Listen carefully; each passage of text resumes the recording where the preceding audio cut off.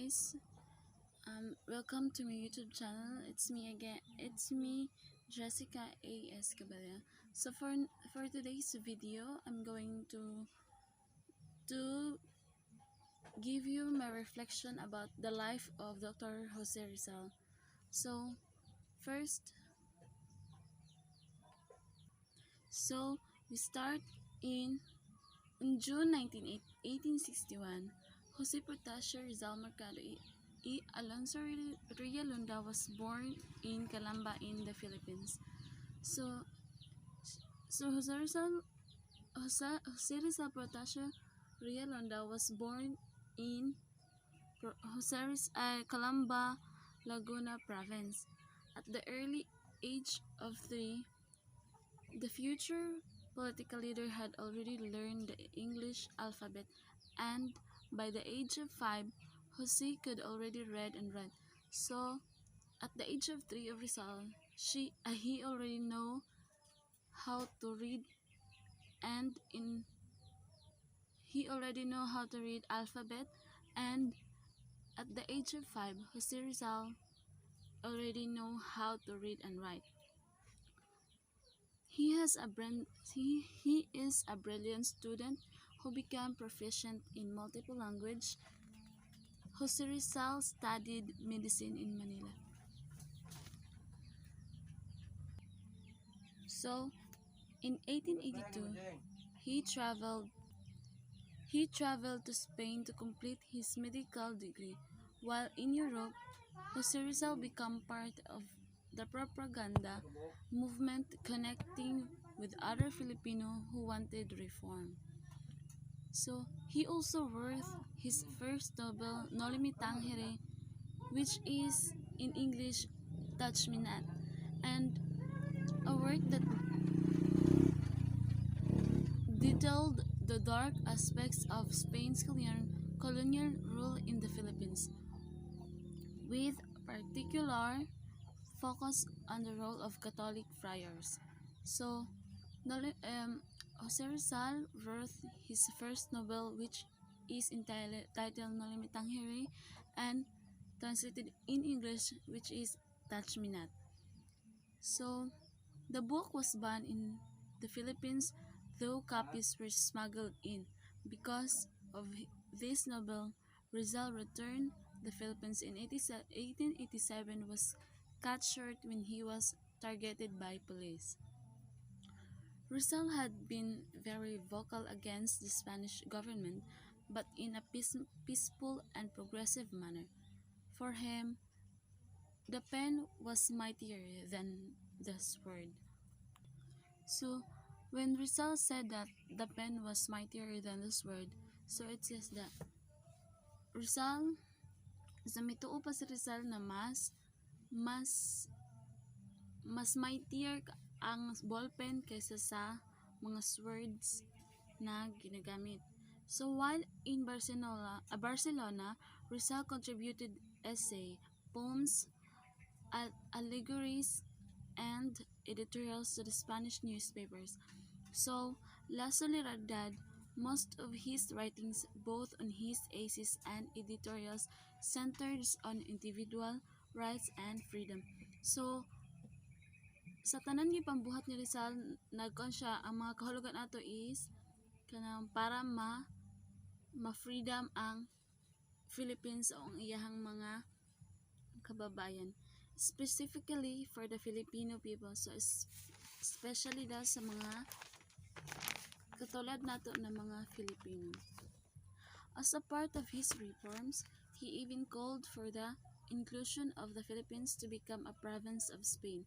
But among his best work, two novels stood out from the rest, Noli Me Tangere and El Filibusterismo. So, Noli Me Tangere translated into English, which is Touch Me Not, and El Filibusterismo translated into English, is the Reign of the Great. In both novels, Rizal harshly criticized the Spanish colonial rule in the country and exposed the fears of Philippine society at the time. And because he wrote about the injustices and brutalities of the Spaniards in the country, the authorities banned Filipinos from reading the controversial books. So, sa katong gibuhat ni Rizal na books, ang No Limit Angere and El Filibusterismo was banned by those Spaniards who authorized ban Filipinos from reading. So gikuan nila giban nila ang mga Filipino na dili sila pabasahon about atong gibuhat ni Rizal na mga books. Yet they were not able to ban it completely. As more Filipino read the books, their eyes opened the truth that they were suffering unspeakable abuses at the hands of the friars. So daghan daghan ang nag-ingon nga nganong kinahanglan daw iban ang gibuhat ni Rizal na books nga daghan man daw mga Filipino ang nagbasa ato. As more on ang libro ang dahilan nganong na freedom karon ang Philippines when all Filipinos was abuses and unspeakable before. Upon his return to the Philippines, Rizal formed a progressive organization called the La Liga Filipina. The civic movement advocated social reforms through legal means, authorities, alongside his nobles. So now Rizal was considered even more of a threat by the Spanish authorities, alongside his novels and essay.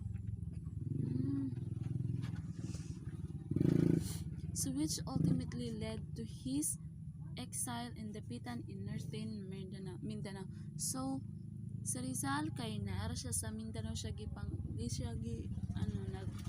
about sa iyang history sa Mindanao siya, northern Mindanao siya, halos sa Dapitan. This, however, did not stop him from continuing his plans for reform while in Dapitan. Rizal built a school, hospital, and water system. So,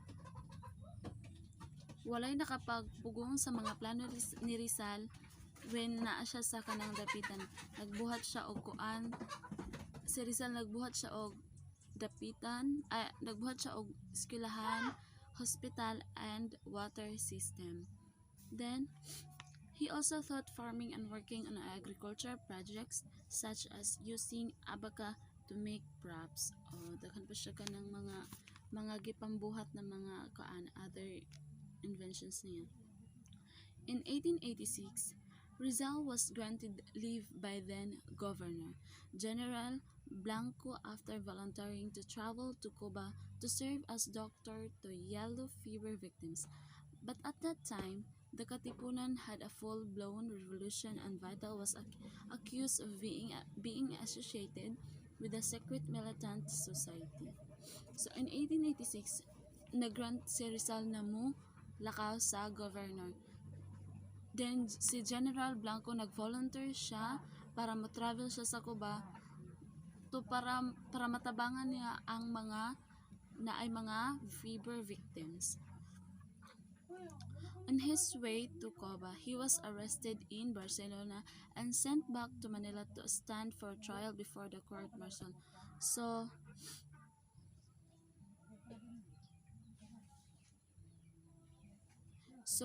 gipabalik siya sa Manila tungod kay giarest siya sa Barcelona kay paatubangon siya sa court of martial. So Rizal was charged with sedition, conspiracy, and rebellion, and therefore sentenced to death by firing squad. Days before his execution, Rizal bid farewell to his motherland and countrymen through one of his final letters entitled Mi Ultimo Adios, or My Last Farewell. So when Rizal was charged with sedition and therefore sentenced to death by firing squad, days before his execution, so si Rizal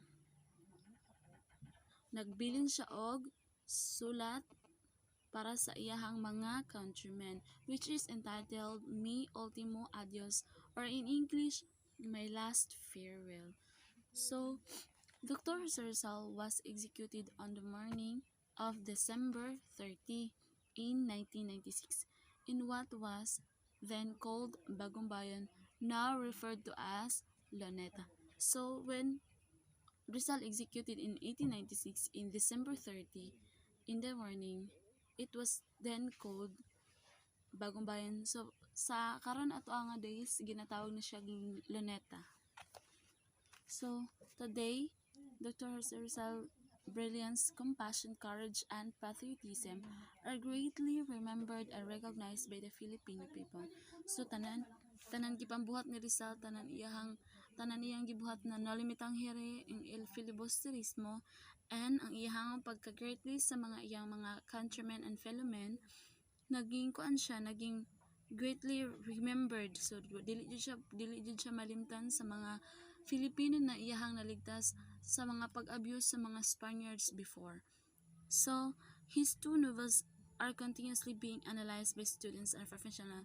So nowadays, especially as a student, the students and the teachers was continue remembered on how Rizal helped us to be freedom in our country. And the students and teacher analyze how Rizal's worth is important to us, because without the Rizal's worth, we we cannot live freedom in this world. Thank you. So that all for today's videos. So thank you guys, and good luck.